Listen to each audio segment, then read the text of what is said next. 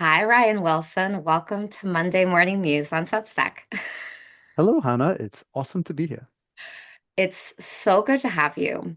You and I have only spoken a few times, and I've been so delighted by how clear and mm, powerful your mind is, but also what a heartful person you seem to be. Heartful is not a word everyone uses, but you just seem to have a real care for the planet, which is the reason we're recording this week. Um, and other people too. But we're going to focus today on Boston Climate Week, which you've been in meetings and presentations for here in Boston. Tell me, like, what was it like? It was awesome. And again, happy to be here. And I can't let this go without saying some folks say like recognizes like. Um, we can only recognize as much wisdom as we have within. So sending that appreciation right back at you. Thank you. Um, it was awesome. It was amazing. It was energizing. It was tiring. It was quite a challenge. It's also quite an inspiration, all mixed up at once. I summed it up a little bit in a LinkedIn post with a little bit of a sketch. Um, I appreciated your comments about the way in which I think. Um, it is interesting as someone who works as an engineer but also appreciates art and working with folks to have this challenge to take complexity that we encounter and then render it in a way that you can work with that complexity and you could bring other people to the complexity and we can move through this together and accomplish something as a group in a way that can be measured. So I like to do that with pictures. I'm looking across at some of my notes. I'm not going to share it, but for yourself and for folks on the recording, think digital whiteboard, think uh 40 different stickies. Um, some of the stickies are ideas. Some of the stickies are people so that I can trace where the idea came from. And this map of boxes and lines is how I make sense of the complexity. So I'm just describing some of the amazing the richness that I faced. And it is a mess that requires some art in order to make sense of it in response to your question of how was Climate Week? So it was a lot of things. No, you have, you're talking about stickies, like post-it Post-it notes. notes. Okay, so in my imagination, I'm seeing like a grid with different colors and little pieces of art. Is that what you're describing? Um, I wouldn't call it a grid. No. Think more like, over the course of this week. My gosh, that's an awesome idea. Okay, stick it there. Oh Okay. my God, that's another one. That's another one. That's another one. Oh wow, there's a relationship between these three. This one came from that person and that person. Oh, there's a connection between the people. So think about a mess of stickies over a wall that grew organically over a week, and you're trying to make sense of it, and ideas are forming, and I'm adding my own stickies in there. So this is a representation of all the info that I was swimming in, all the people, and maybe even myself and my reflections on it. I love that. I mean, I'm glad that I was able to describe what was in my head. And you were able to kind of say it's maybe a little messier than that. But one of the primary words that came out in what you were just saying is the word connection. Yes. I think one of the things that defines a mind is the way in which it makes connections. Now, we know that there are lots of different ways minds see, hear, relate things. Yes. Um, you and I met at a networking meeting, and one of the aspects of you, I think I kind of read people's energy ish, not in like a I see your aura way, but in just like I feel the vibe. And I really liked the ways in which you seemed very grounded and authentic. But I also really loved the sound of your voice. I'm a voice person. And tell me a little bit about your voice. We've talked about this already, but for the sake of the people who've never met you, tell us about like where your accent comes from. I like to say accent because we all have an accent, even if we don't perceive ourselves as having an accent. Yes, So I'll put absolutely. accent in quotation marks. Tell us, I want to know about the voice and a little bit about where you come from and what has influenced the energy that you are. Happy to. I want to point to a couple of the points you made there first, and really briefly. I like that you're highlighting that an important attribute of a mind is the ability to make connections. I'm making some more connections. We met at an event that is meant to connect people, maybe people, ideas, problems, solutions. I want to point to something about Climate Week and about Boston that I noticed. Uh, I am recently new, I'm relatively new to Boston. I've only been here about 5 years. And I've been told that something different about Boston is this bump and connect. You can't help but make interesting connections because you just have so many wicked smart people here in Boston, right? So I just want Okay. to make connections between all the ways in which we're looking at relationships, right? Grounding it a little bit. So then about my voice. Um, I've just been here about 5 years. Before that, I was in New Jersey. What was that? 8 or 9 years. So I'm originally from Trinidad and Tobago. That's the West Indies, former British colony. We speak English. I'm a native English speaker. But like many of us, um, from former colonies. We have a rich history of migration. So, and now I'm borrowing the words. I'm an engineer. What do I know about linguistics? I'm borrowing the words of linguists and folks like yourself who study these things so that the way that I speak is informed by many different cultures. It's informed by West African cultures and West African language of people that were brought to the Caribbean. It's also informed by East Indian languages and East Indian cultures, people who also brought to the Caribbean. And this idea that English is spoken, um, we used to say the Queen's English, but the British style of using English. So that's a little bit about where I'm from and my voice. No, I can't help because I love to move across the levels. That's one level of answering your question. A little bit of physically where I'm from, a little bit of the ideas that form my voice, maybe a little bit of the abstraction of what is my voice. And I think that's important to how we met, and I think that's important to Climate Week. I'm an engineer, yes. I'm also an artist in different traditions. So I am this person that has many different dimensions and many different layers. And I am passionate about accelerating the energy transition. That has a lot of meaning in some places. I'll give a meaning that I hope lots can relate to.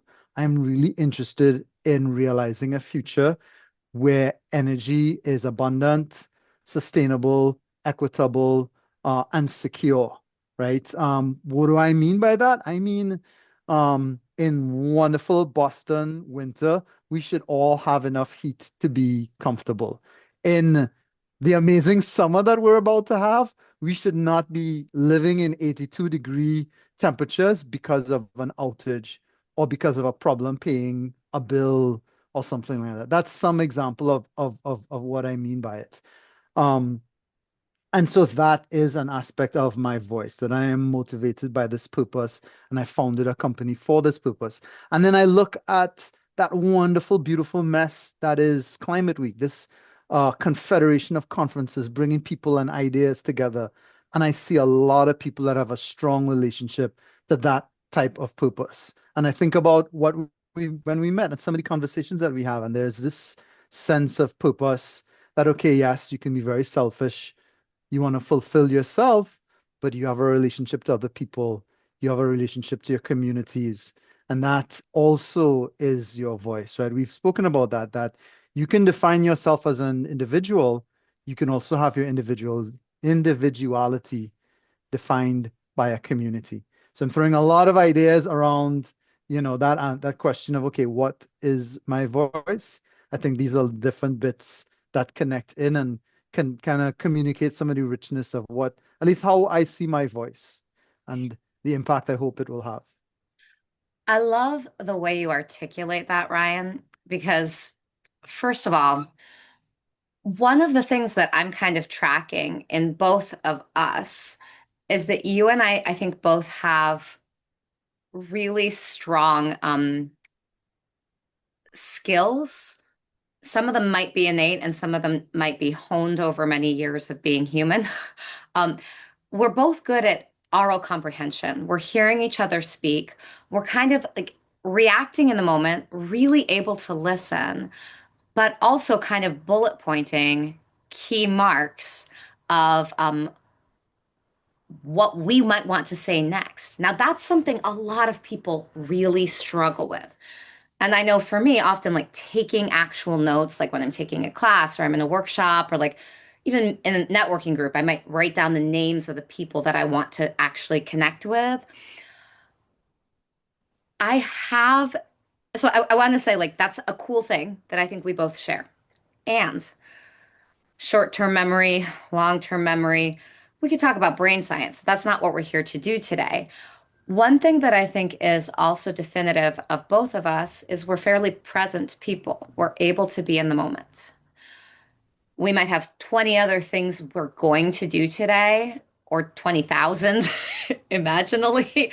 Like there might be a lot more, but now that we're in this time, we're really focused on this is the conversation we get to have. And I don't know about you. I'm going to ask like a kind of a yes or no or sort of question. But I get really energized by having a conversation with a mind that is really clear and and a person who can articulate what's in their mind. Does it energize you or does it deplete you? Or somewhere in the middle? I want to say that it's mostly yes.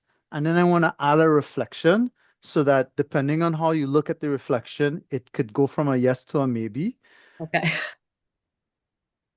In a conversation that I had just today and then earlier this week in reflecting about on the many interactions that I've had in this past conference and in previous conferences, an observation came up that, as you rightly say, some interactions are really energizing and some are draining. And I think clarity of thought and being present in this moment. And so that this interplay, some folks can say energy, we can talk about the full richness of communication from verbal and non-verbal signs, and that has an impact on us. So some of it is that clarity and that richness of communication. And I think some of it is are different dimensions of alignment. For instance, um, if you have gone. I'm not going to pick you as an example, Hannah, because I don't think you would do that. If somebody is going to a group session because they want to make a sale and they need to leave that group session having made successful sales, and then the other people in that session are not receptive to buying anything, then that misalignment may lead both people to feel very drained and really not listened to. Hmm. But if we've come together and the thing we are seeking is just making useful connections. If the thing we are seeking is just, can you please hear my problems and recognize my problems? Can you hear my solutions and recognize my solutions? Can you just see me? If that is what you're looking for, and we're all together connecting, and then we have clarity, um, and then we are present in this moment and not distracted by Instagram notifications, then I think we were more likely to leave energized um, and feel satisfied by the interaction. And I think both of us tend to be mostly extroverted, but I can think about friends who are mostly introverted. And if they can have this type of an interaction, okay, they need to still go and hide for 4 hours and not talk to people, but they are energized nonetheless by the interaction. Thank you for bringing up the false binary of introversion versus extroversion. I think everybody is some combination of those. And different people have different social batteries, but also there are different life experiences or different like degrees of like, I think anyone who's an empath right now um, is having a hard time. Just like everyone who has a lot of empathy is in a Right. space of occasional freeze. or fawn or like one of the like primal reflexes of the Responses, yeah. body.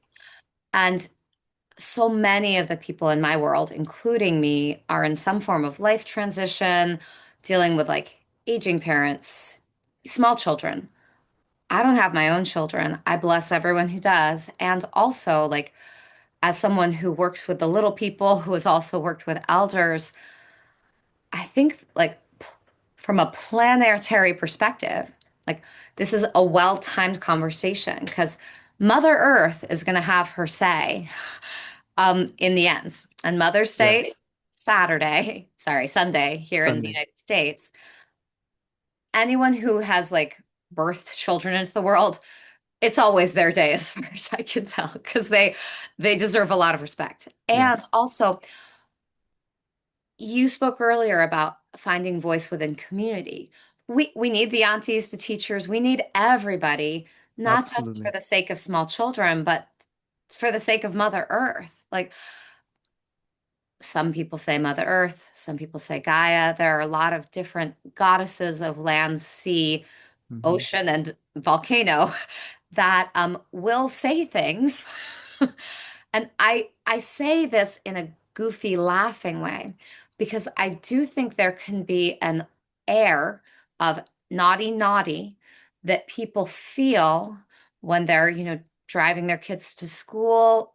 They'd like to afford a more fuel efficient vehicle, but this is what they have Right. for now.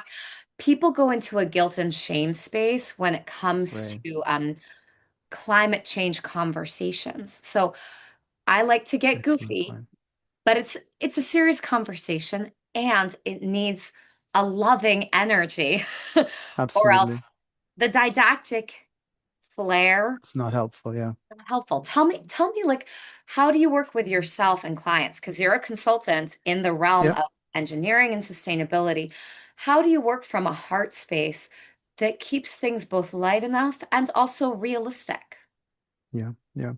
Um, I will quote stuff that's relatively easy too, and it's not really the point, so I'll just quote it and then put it to aside. I've been blessed um to have lots of close friends who are working, studied in different forms of therapy, who have varying levels of degrees, up to PhD in different types of, there's organizational psychology, there's all kinds of therapy. And from them, they've given advice on things for me to study, things I could learn. I'm not a therapist. Um, but there are certifications I have and training that I have that incorporates this in how you work with people. So just want to put that aside. The credentials to one side. I would point out that yes, shame, we acknowledge it. It's a real emotion, and yes, it does have its place. But oftentimes, shame holds us back. Shame prevents us from moving forward, from learning. Are on a team that is not accomplishing what,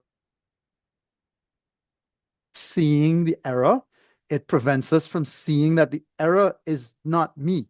I've done many dumb things. I will do many more dumb things. I've learned from the previous dumb things, and I will learn from the other ones. I am not this one stupid thing I did at one point, and shame prevents us from seeing that. And this is yes, a lesson I, and from course the domain of therapy and psychology. It's also in the domain of neuroscience. So this is a real thing and it has a real impact, and there are ways in which we could deal with it. Suffice to say, we acknowledge it and we find ways to move on so that we can then live and develop ourselves and find the solutions. I'm being a bit vague, which is easier, so it's broader. If there's a specific case, okay, cool, we could dive deep into the specific case. A little bit more about how do we deal with this and how do we make it productive. Um, we're talking about Boston, about Climate Week here in Boston. Um, and I like that you'd mentioned that false dichotomy of, introvert versus extrovert. There are other illusions, there are other patterns that are not real, actually. Um, and many of us, because climate change and the climate problem is so significant, and you rightly say a lot of folks are in trauma response right now because of how big it is. it forces us or it leads us to this false version of reality. So there is this belief that um, if we all change to better fuel economy vehicles, or if we all attain sustainability goals and targets, that there will be less prosperity, that it's a financial sacrifice. And that's not entirely true. Yes, individuals in our current economic climate, yes, it is hard to go buy a more expensive vehicle, to go buy an electric vehicle, but that is structural and it's not inherent. I feel this is a bit vague. I need to be a bit more concrete. Um, the example I can better reach to, I'm looking across at my board and I'm reading a quote from somebody uh, in the Commonwealth of Massachusetts, a government person. They said clean energy is affordable energy. And I heard many other people express that sentiment many times in other places, this idea that a city, a region can source its power mainly from renewable energy. The idea is, oh my God, man, this is expensive projects. The operational costs are going to be higher. Don't do it unless you're going to get a subsidy. Natural gas is better. Well, guess what? In this moment, because of interesting things happening in the Middle East, it is cheaper to provide energy from renewable sources than natural gas. It's more stable to provide energy from renewable energy than from natural gas. I mean that stability in terms of the market instability. There are other ideas. So I just want to give that as an example of this false narrative that being sustainable and being prosperous, right? Getting a good return on investment, that they are incompatible. They are deeply compatible. And it's one example of that problem, right? That problem that for various reasons, we're stuck with shame, we're under stress, and we get this distorted view of reality. It's a very complex, nuanced picture, and we're not able to see all the sides. And because we don't see the whole thing, our ability to choose becomes restricted. I so appreciate you making that not so big leap, the way you just did. One thing that comes to mind from my training in the world of social work, got my MSW from Salem State, proud to be a state school girl, Temple University in Philly. Another day, we're going to talk about New Jersey because I know you've lived there, but that probably won't happen today. Um, because this mid-Atlantic into New England line, it's a magical place and also a place that has a lot of congestion, a lot of cars, like so many places in the world, but also more and more renewable options for people in terms of energy. Right. And I love you just naming like it's actually more fiscally responsible and easier and more predictable and sustainable. That's so cool. And there was something else I was going to say. Oh, two terms. I'm wondering if these are terms that like you've learned at some point in your studies. One is the concept of path dependency. And do you understand path I've dependency? not heard that before. An idea is coming to mind. If you could Yeah. explain, it would validate. I mean, basically it's like it's a it's kind of like a political mindset, but it's really just a human mindset that like I'm on this path now and I am going to keep walking this path. Right, Because of special interest groups, lobbyists, because of right, like a ridiculous belief that you're either a red person or a blue person. I'm like, Go purple, people, go purple." Like it's about all of us thriving here, right? Like right. when when we are looking at a situation, a lot of people either intentionally or unconsciously are putting blinders on. They're not seeing the full landscape. So Yeah. that's the basic concept of path dependency. Like Okay. once you're on the path, you better just keep on the path. Yeah. So that is a thing that sometimes also like somebody at the head of a corporation or somebody who's a like a local landlord or something like they're just old and they kind of want to just keep doing the thing they're doing and like retire already. But if the right people around them convince them otherwise, they might hear a voice like Right. yours, a voice like mine, looking at things from a different perspective. So that's one of the terms that I Right. wanted to bring in. Yeah. Remind me after you speak to it of another term that I want to make sure we talk about today. I am writing that down path partially because I think by writing, and also I have never heard the term path dependency before. I am, however, quite familiar with the phenomenon you described. And I'm going to say something that some may find it spicy. Path dependency is not an inherently bad thing. It Oh, is cool. Okay. very, so here's why I want to make that statement. Okay.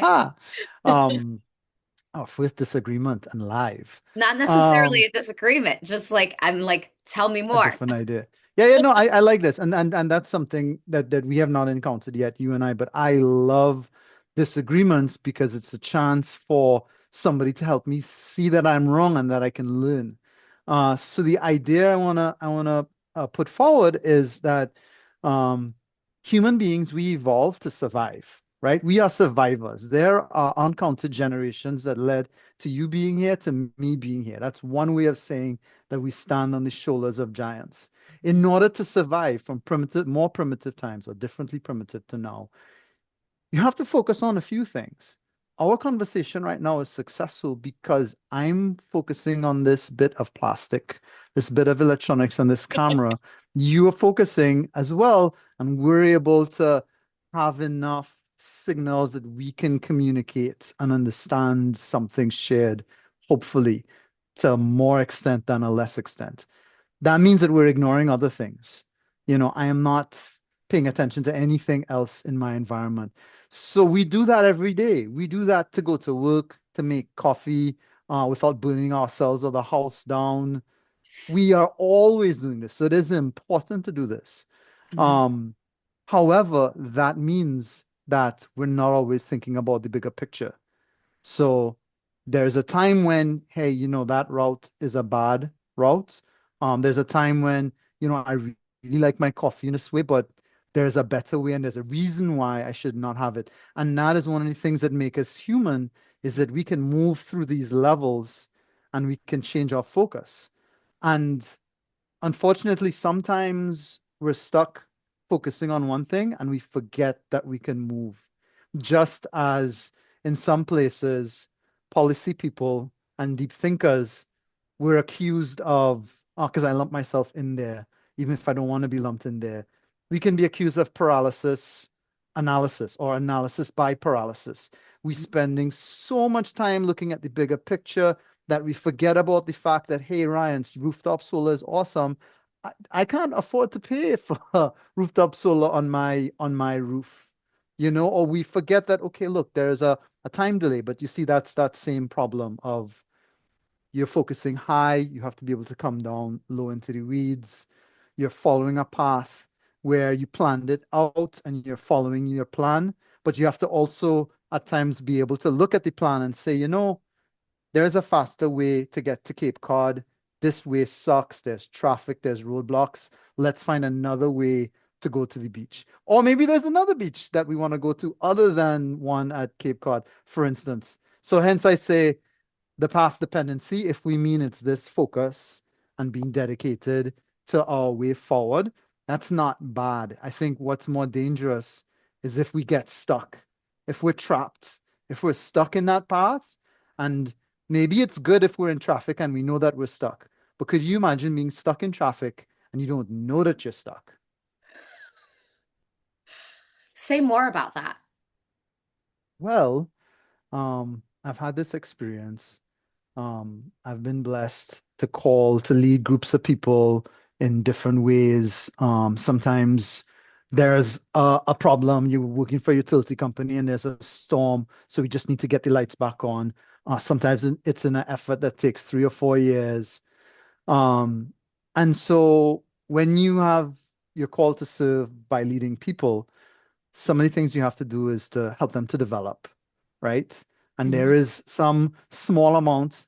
folks will argue with me about this, that has to happen just in crisis response, in emergency response, and you have Yeah. really tight windows, and you can't go learn new methods. You have to just deliver.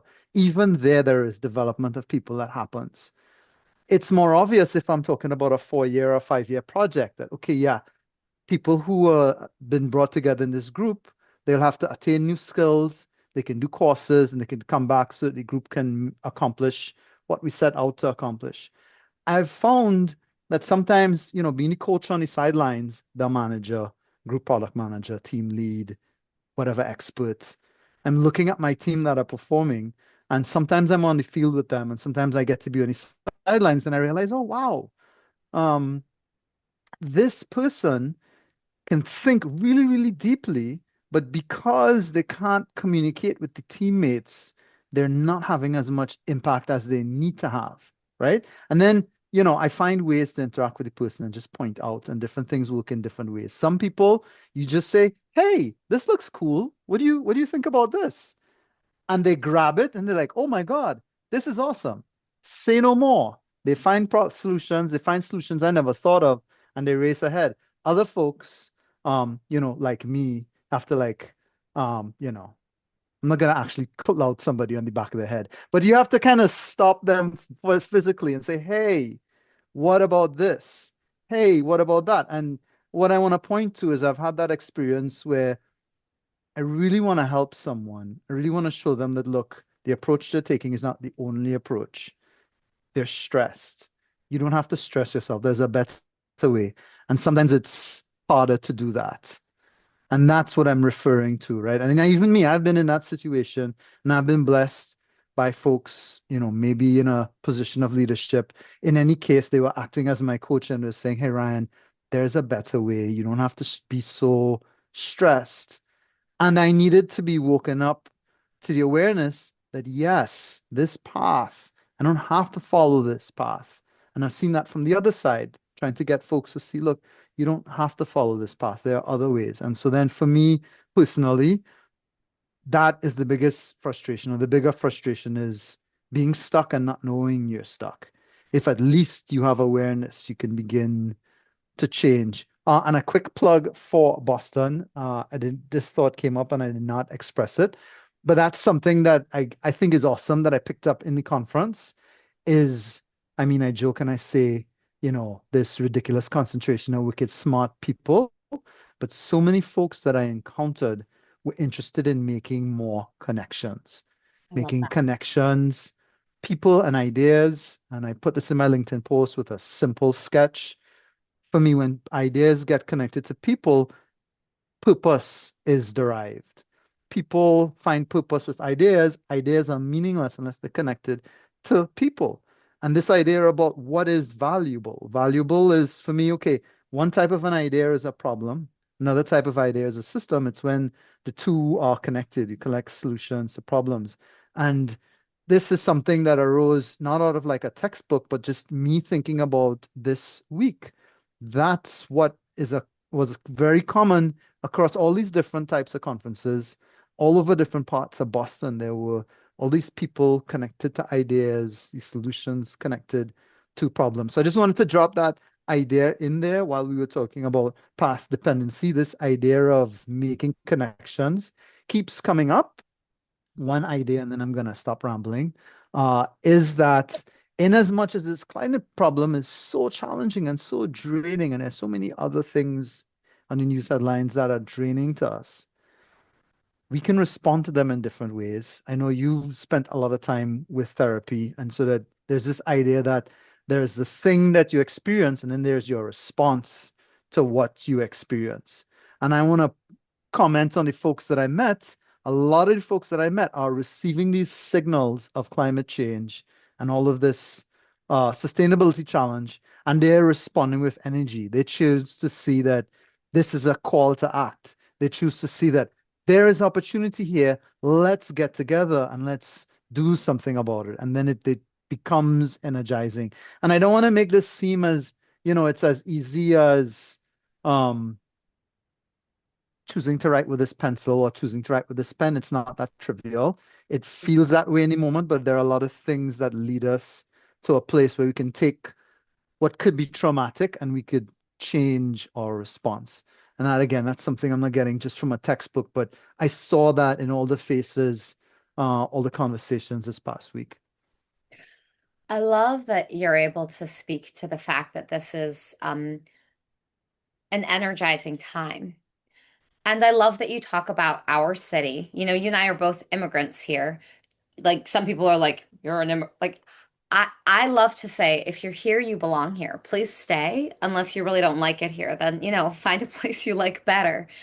Um, and I think one of the things that matters immensely is that we find a sense of belonging, that we find our tribe.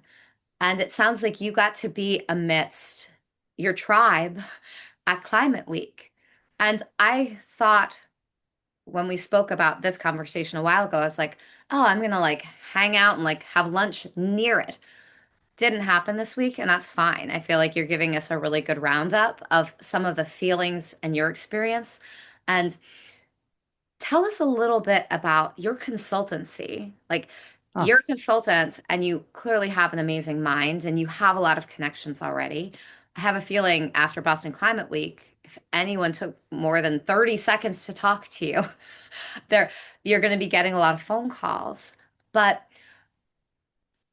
tell anyone who happens to listen to this at some point, what are the ways in which you and your organization can actually help directly in projects large and small? absolutely.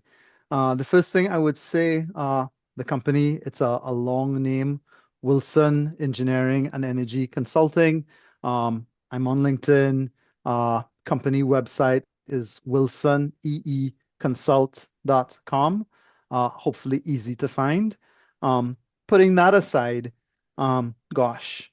Um, I've been in the energy sector all 20 years of my career. And I can't explain to you why, but I apparently am good at pulling together people and groups when there is a strong sense of purpose, very specific. I am not just good at forming groups of all kinds, but particular types of groups. Okay. And one of the attributes of this energy sector experience and then this ability to pull together people is that there is um, an amazing range of problems that we can take on. And I am being particular in saying that because if I then go and list it, it is completely unbelievable. So I'm not going to try to list it. I'm going to point to focuses and point to things that are really easy to verify. I know I'm coming across as very optimistic, but I am very skeptical of all things at all times. I blame my engineering training. I've been trained only as a scientist officially. Everything else is just a hobby.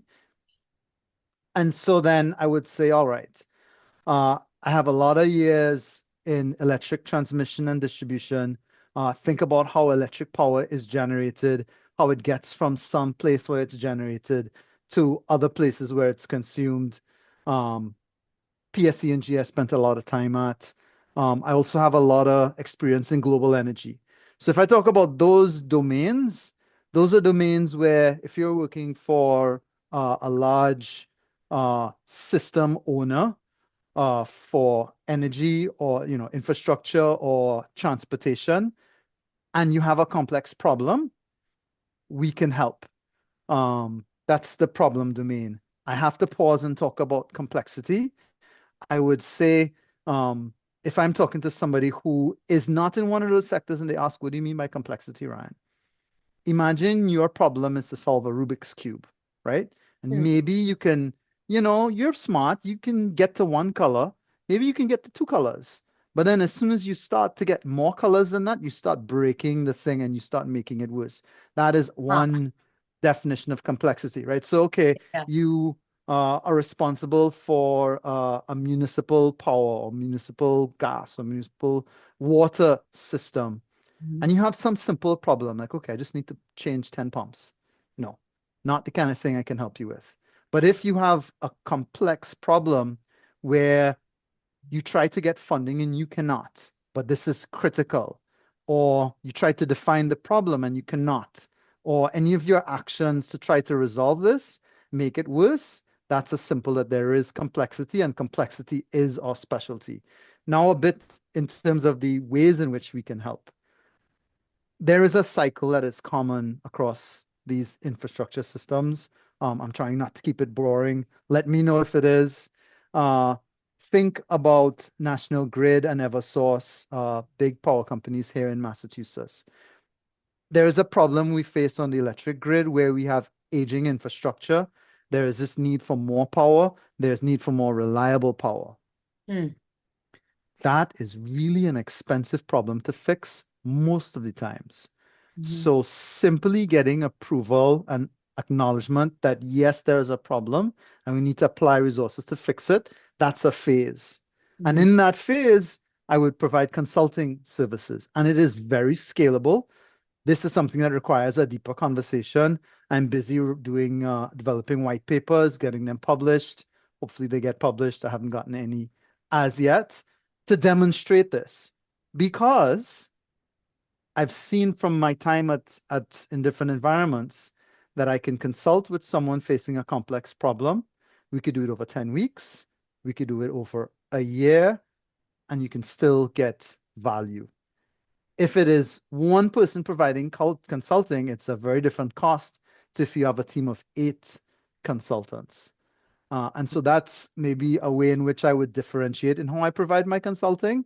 The price is the price, but it's very, very scalable, right? It looks like one thing when you have these good problems and a project is $40 million, and you want to spend a relative budget to that to ensure that the 40 million gets deployed well. It's very different to you're a small municipal, maybe you're a First Nations, and you're not working at that scale, and maybe you don't have funding, but you still have a problem.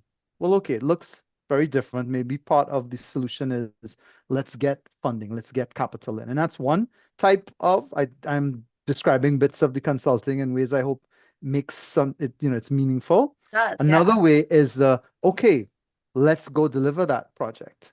My startup is very, very young. We are honestly not positioned to go build out deliver some grid modernization project. If I have to deliver that in the next 2 years, it's going to be a consortium. So I will do it if the opportunity calls for it. We're not ready for that yet. And then the third way in which we can help, um, my approach is very different. Um, I want to find the best way to say this. It is important to me, coming from a small island, a relatively small island in the Caribbean, that if I go to help any community, I am not going to repeat any mistakes of, call it for what it is, colonialism, wherein I pass on some technology, I enable some transformation, and then I establish this dependency that they must always come back to me for everything they have to do.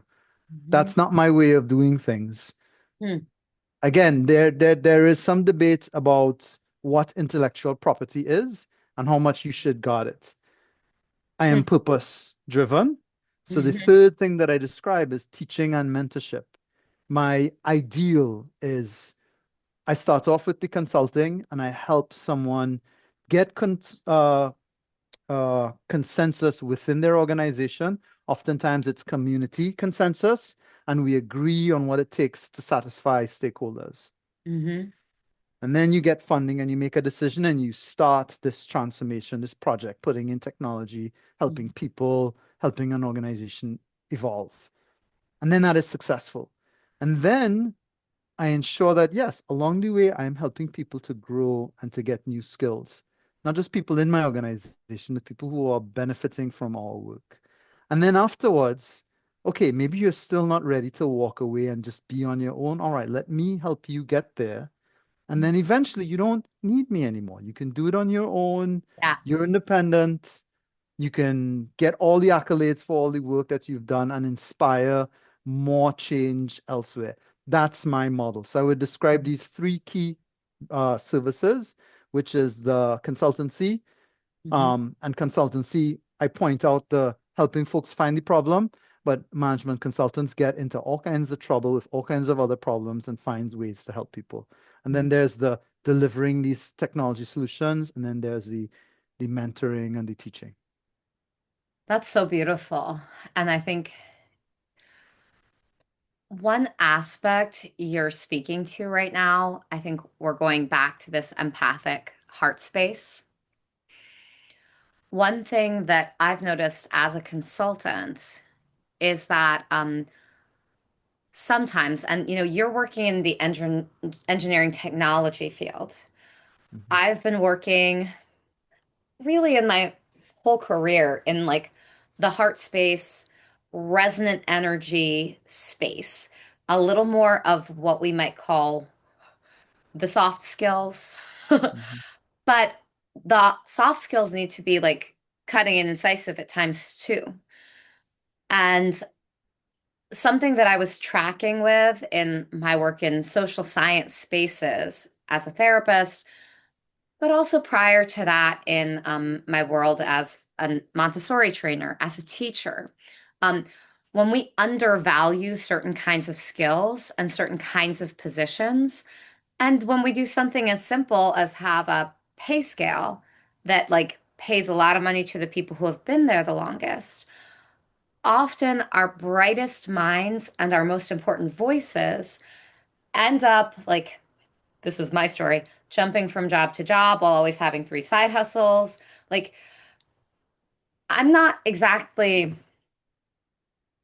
I mean, I'm maybe a little bit of an adrenaline junkie because I'm an athlete and I'm a high performer in the spaces where I go. But I also like, I read a vibe and like, when a place is kind of fine without me, or I've started a few things that are going well and there's clearly some successors, I'm kind of like, all right, peace out, guys, unless you want to pay me more. And this has been interesting as choices that I've made. And it's something that I've kind of been okay with and kind of been frustrated with intermittently. Um, but I do think there's an intuitive aspect to what I've done in terms of my career that has a lot to do with growing up adjacent to poverty in a childhood that most of my childhood, my parents were involved in evangelical missions. So we were provided for, and there was a lot of poverty around us. And that like right. has taught me to be who I am. Also, you and I both come from islands, right? Windstorms, hurricanes, we understand that vibe. And that matters. I think it makes a person a little more aloha, if you will, to use the Hawaii word. Is there a word for that in the Caribbean? Um, bum. There are many words. I'm trying to pick which is the right one to best describe. I mean, there's also generational changes. I'm a particular generation from Trinidad. We would often say, yeah, is a vibe. Um, Mhm. Yes, yes, it is a concept without me racking our brains. And I'm mindful of time. I want to point Yeah. to something. I want to Yeah. point to something that's an important topic for another time. Mhm. Um, there are these ideas about different types of organizations. There's integral theory that puts them into colors and that makes it memorable. And Mhm. there's this idea that there's an evolutionary type of organization. And that is Oh. simply to say it is emergent. That doesn't mean there are none. It just means it's the newest type of organization. There Love are that. examples. It's not that common yet. So the idea I want to leave with is this idea that there are teal or evolutionary organizations, and some of what we're describing are attributes of teal or evolutionary organizations, and some of what you're describing in terms of personality types and preferences are attributes of ideal members of teal or evolutionary organizations. Now, I'm gonna have to bring you back on the podcast in like a month or two because now I want to pull like Ken Wilber off my shelf and talk about psycho spiritual and the colors and all of the things. But we're Mhm. not going to go there today because that might be like nerding out and we don't have, I mean, it would be nerding out in hopefully a wonderful way, but we don't have we are not taking the time to do that today. Yes. There is a term that I wanted to come back to that I'm remembering now. And I feel like we have left like 20,000 threads all on the table. And I'm like, I hope when we bring you back, we're gonna like have to both re-listen and think about the threads that we most want to get into, not just the colors and like what we're talking about in terms of organizational thinking, but also like the woo-woo aspects that aren't actually woo-woo, the spiritual, the more Mhm. energetic things. you and I both are spiritual and physical practitioners of different arts. And that might be a part of the conversation to come back to next time as well. What I really want to mention, though, in terms of a term that comes from, I don't remember where it originated, but I learned it in social work school when I got my MSW. And that term is critical juncture. Hmm. The basic idea, and I'm sure you get it just from hearing it, is that we get to a fork in the road. I frequently make the joke, I hope I haven't made it 12 times on the podcast already, that, Robert Frost's The Road Less Traveled is a famous poem. I get to talk about it in a presentation in my high school English class in my junior year. Thank you, Mrs. Whitney. Thank you, Ms. Harrison. They're amazing, my teachers for that class. But I did a deep dive into Frost, and what I realized about that particular poem is Frost is kind of asking himself, like, maybe my life would have been pretty much the same no matter which way I went. But I chose the one less traveled on. Now, I like to say his wife Eleanor might have been wondering, like, Robert, Bob, please get back home and help with something. Stop pausing in that wood. But I like to joke about it because I like to say, to come back to this community question, Robert Frost put his name on a bunch of poems, but he had a lot of people around him who fueled him being able to be the person who wrote the poems. Please Hmm. remember Robert Frost's wife's name was Eleanor, and there were probably a lot of people, many of whom were underpaid, around them with their Hmm. farm in Lawrence, Massachusetts. We are at a critical juncture right now. I frequently want to name all of the people who matter to making a difference. And the Hmm. reality is, all of us matter, even if we don't want our names named. Tell me one aspect of this critical juncture time that we're at as a species that you think we haven't really spoken to yet, that you want to make sure you get to say or talk about. We've hinted at it. Um, I want to point to the concept so that some of it stays and then it inspires more conversations. There's this idea of growing up. Um, if you're growing up, um, to pick just on how the brain works, the way in which connections get formed evolves. It becomes more complex. If you look at humans individually, my gosh, the changes I've watched in my son in early years and still now, there is this rapid change, and then there is a growing sophistication in behavior, in ideas, in ability to form connections with ideas, with other people, with the environment. It becomes more complex looking at an individual. Looking at groups and societies, you can say the same thing. You can apply the same way of measuring maturities, its growing complexity. As a society, as a species, human beings, we are growing up. We are becoming more complex. The Mm-hmm. world is wide open now. It's not just your small town, wherever you grew up, or state, Mm-hmm. or country. Yeah, okay, we could say we're Americans or we're Bostonians or whatever, but we have this ability to connect globally and to have global impact. That's growing up. We have to continue to grow up, and with that comes maturity, with that comes responsibility. That's so beautiful. I would love to see our society, and let's speak to the global society, grow up in loving and gentle ways, be humorous and loving, and also be serious when we need to be serious. Let go of the shame, even if it hits us in a wave sometimes. Like, remember, guilt and shame are two different things. Have we talked about this before? Yes, not on this Yeah. podcast. We only Yeah. touched the shame piece. Yeah. Yeah. I mean, Brene Brown does deep dives into this in her work, and you can find a TED talk on it. But like for me, guilt is like guilt is like a fine toothed comb, and you're like brushing your hair or your dog or your child's hair when they have like lice or something. Like you are carefully getting out what needs to be gotten out. I have done Hmm. something wrong. I am figuring it out, or I sometimes like sometimes something's not really your fault, but like you can recognize your part in it and you want to Yes. figure it out, right? Detangle. Yeah, detangle, right? I think of shame as like, just throwing someone with lice into a dungeon and saying like, figure it out. Once you stop having lice, like get back out here and help.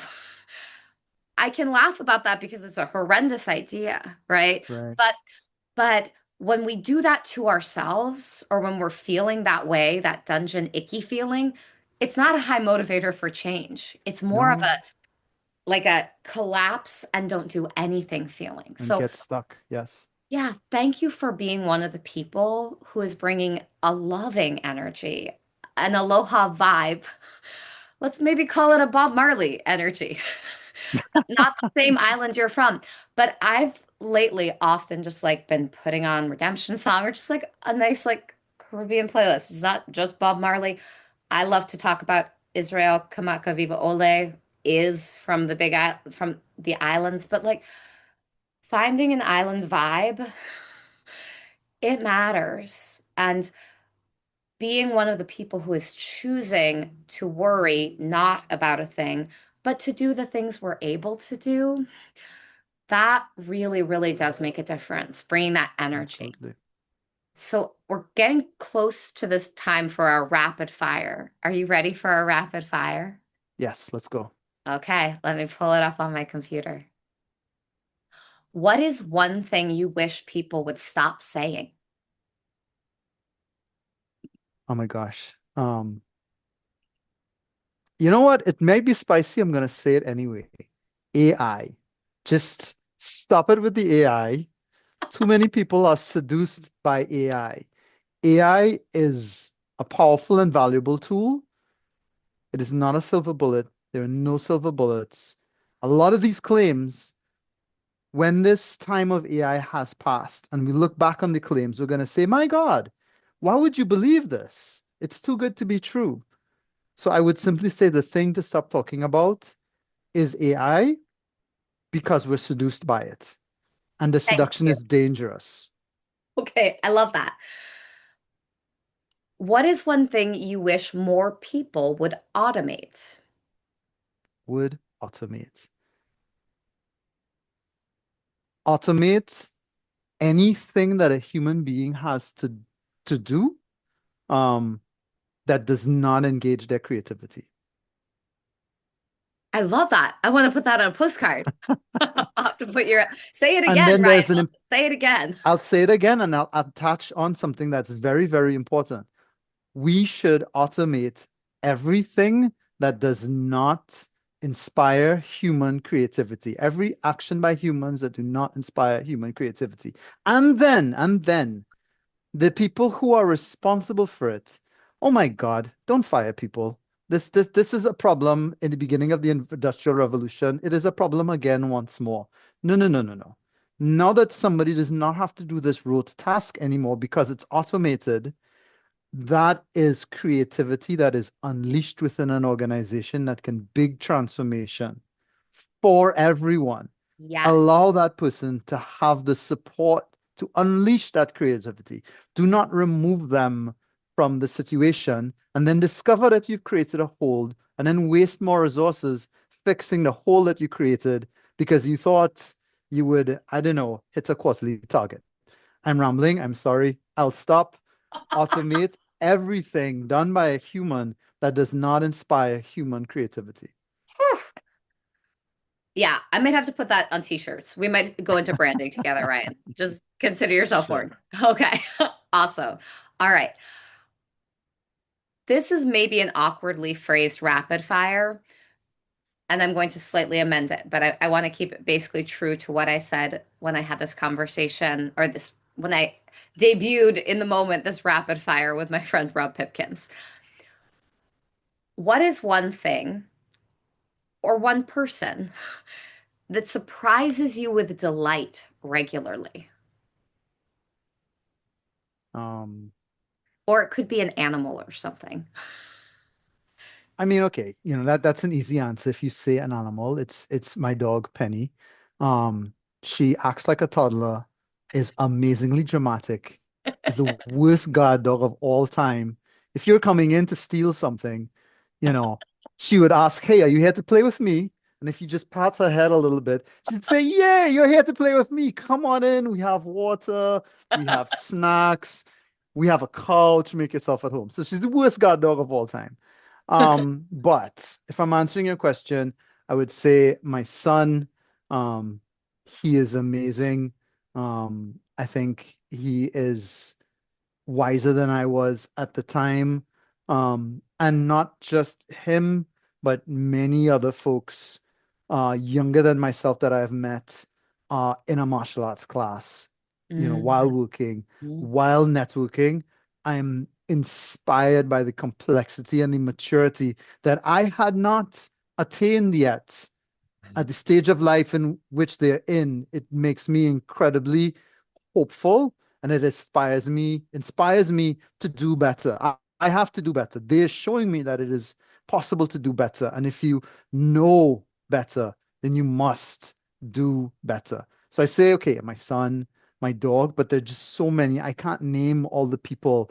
In a martial arts class who gave a talk about movement and pointed out, hey, look, we are people in relationship to each other. We are in a moment. Folks look at us and apply these lenses and say you must be red, you must be blue. Well, all of us, we can say many of us, we're neither. White and blue talk about a system of classification that we don't have to fit into. We're outside and we have a relationship with red. We have a relationship with blue. We're not part of this conflict. So again, I ramble a little bit, but I point to all these amazing folks who have less gray hair than me and are really inspiring. Thank you for saying that. I love to talk to the people, older, younger, all people. Like a great song for our times is India Ari's song. I forget what it's actually called, but the refrain goes, "When old people talk to young people, we'll be a better people." It's brilliant. Yes, Also, I like, agree. let's keep talking color theory. Like, I'm soon to put away my Chinese New Year. Like, there's always colors. And I don't want to reflect too much further because this is supposed to be a rapid fire, but beautifully spoken. Thank you. If you were a song, what song would you be?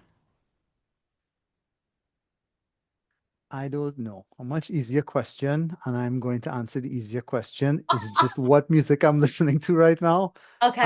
And there's a wicked range. I was giving a ride home to two people that had been to a capoeira event. This is really, really normal where I'm from. I know you don't do it, folks do it here. You don't do it in Europe. You don't just give people rides home because you have a car. Where I'm from, that's normal. This is just what you do. It is stupid to go pay for a taxi or waste other resources when I have a car and I could drop you home. It's not a deep thing. It's just a common thing. I feel the same way. That's how I grew up as well. And it has both confused me and some of my people Yes. around me Yes. living in Massachusetts. So On continue. on on such a car ride this past weekend, one person was telling the other person that there is this thing called forró, and it's awesome to listen to. And because they said it, Portuguese, Brazilian Portuguese, forró, Forro, there's an accent in there. I don't remember where the accent is. It's on one of the O's. It's this amazing dance. It's beautiful music. Um, Friends have made me stoosh about this music, so I will say the best forró is Dominguinhos or Gonzaga. I mentioned this to you at another time. Okay. So that in my streaming platform of choice, the algorithm has been feeding me lots of forró. So that's what I'm listening Okay. to right now. I don't know I what love my this. song is, if I were a song. Well, I love that you're saying that. I am going to ask you to send me just like one of your favorites and send me the YouTube link. I mostly listen to music on Spotify because it gives artists more of the money, but YouTube is a very international platform and like you can see a lot of music videos on Spotify, but I want like one YouTube link.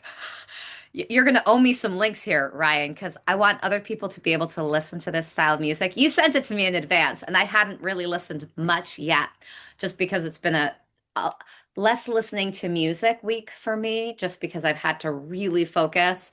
And I'm like losing aspects of my technology on the regular while I keep unpacking at my space. Thank you for that.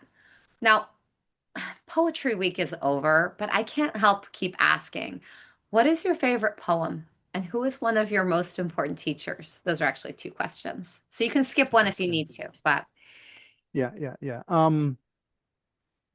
I've not been listening to as much poetry in the sense of poetry in books.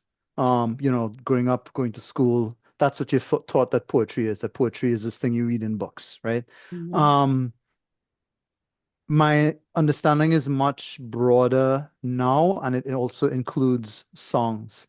Yeah. So I'm going to share two heirlooms, and that's what I keep. It's like it's stuck in my head.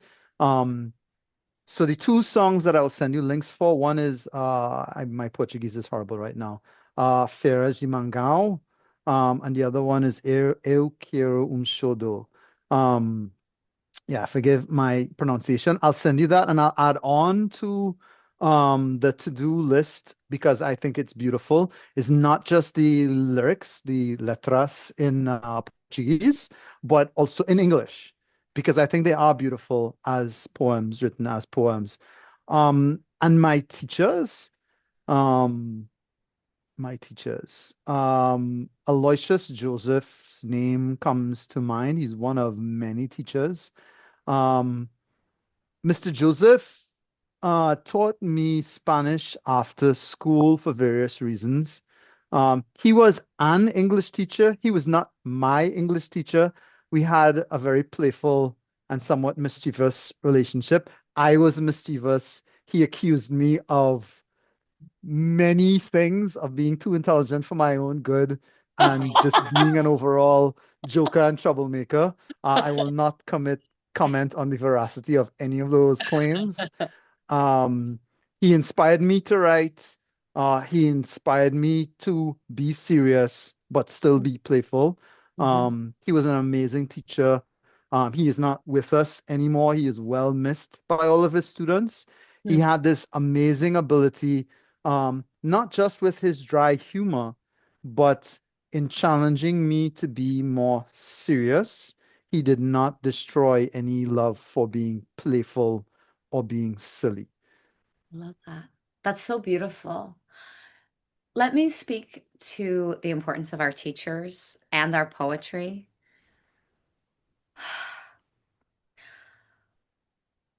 I think our teachers are having to be therapists right now. And actually, a lot of people who don't have any clinical background are needing to curate the vibe, if you will, for Mhm. people in ways they've never had to. And I want to name a teacher who I believe passed a number of years ago. I looked this up at one point.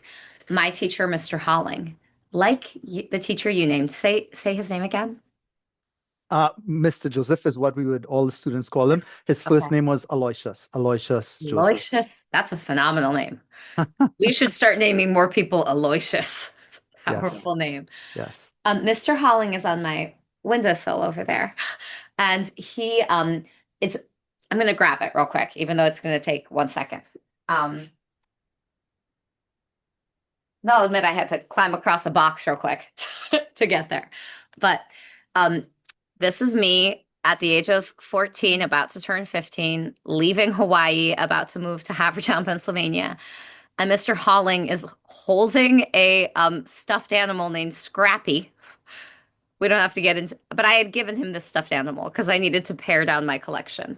I will always have a ginormous collection of stuffed animals, but Mr. Holling, he wasn't my teacher. He was a safe space for a lot of the weirdest kids in the school. The nerds, the geeks, not really the jocks so much, though they came in sometimes to steal our snacks, and we didn't really mind, but we found them a little surprising at times.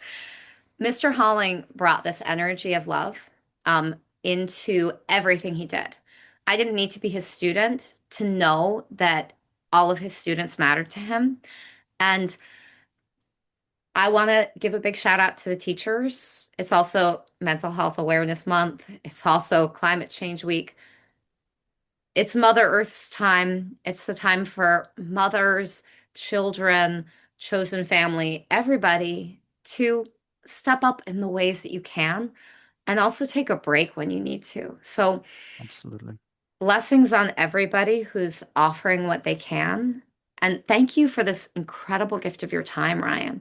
You and I are doing this for each other for free. Some people are subscribing to my blog. I don't even know if that money is even hitting my bank yet, but I'm making a little money off of this, and hopefully both of us get paid top dollar in the places we need to continue to provide support and love in the ways we know how. So thank you. Your time is a Thank real you. gift. Thank you. Yeah. Likewise. All right, Ryan. I'm going to stop recording now and say that was really a pleasure. Thank you. Yeah. Likewise.